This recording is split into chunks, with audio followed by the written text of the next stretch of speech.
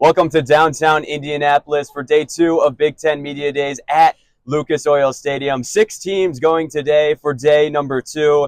2 newcomers to the league, UCLA and USC, as well as Nebraska, Iowa, Michigan State, and Penn State. But also you can look at it at a unique route as the coaching. Deshaun Foster, a first-time coach for UCLA, and Jonathan Smith, a first-time coach for Michigan State. Then you have some coaches kind of caught in the middle, Lincoln Riley of USC and Matt Rule of Nebraska. And then you have some coaches firm in their foundations with James Franklin and Kirk Ferentz of Iowa. But with all the changes going on in the Big Ten offseason, I feel like a story that really goes under the radar is, in fact, Jonathan Smith at Michigan State, getting his new coaching staff and getting a new culture in place. Derek, we got to speak with Jonathan Smith this morning and this afternoon. What did you notice as far as the culture aspect?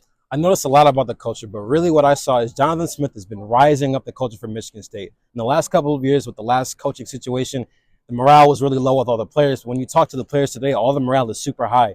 Dylan Tatum and a couple other players as well, morale is super high, and they're really happy to play for Jonathan Smith.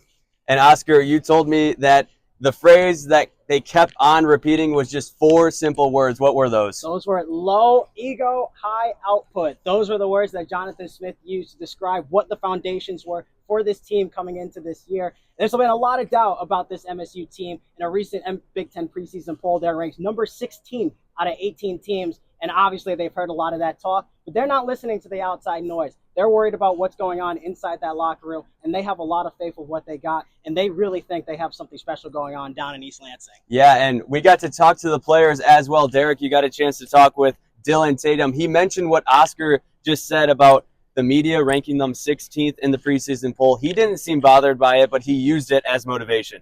Absolutely. Use it as motivation because he's coming in now. He's a senior this year. He's a leader on the team. He talked a lot about how when he was a freshman, he was really a novice. He didn't know what he was doing that much, but now he's taking more of a leadership role. He's playing many positions in the safety room, safety, cornerback, nickelback as well. Now he knows what to tell different players, what they're going to be best at, and now he can become a real leader in this room. So he knows what Jonathan Smith needs, and he knows how to lead this team in the safety room. Tatum is a leader on the defensive end, but a leader on the offensive end is Nate Carter. Oscar, you got a chance to talk with him. What were your thoughts about that conversation? He talked a lot about the offensive improvements that we are going to see this year come August.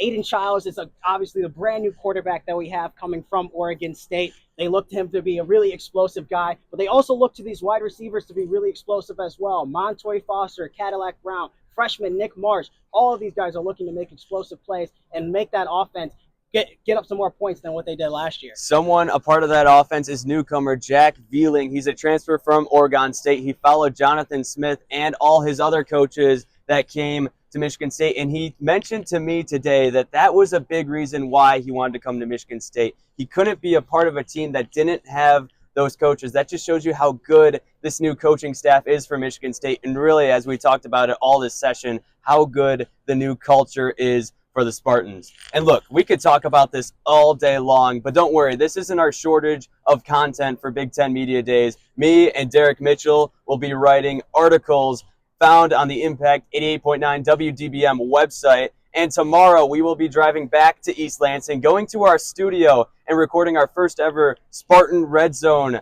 podcast of the season. Oscar, myself, and Derek will all be a part of that. Well, we want to thank you for joining us for day 2 of Big Ten Media Days. I've been Jacob Maurer alongside Derek Mitchell and Oscar Henderson, saying so long and thank you from Impact 88.9 WDBM.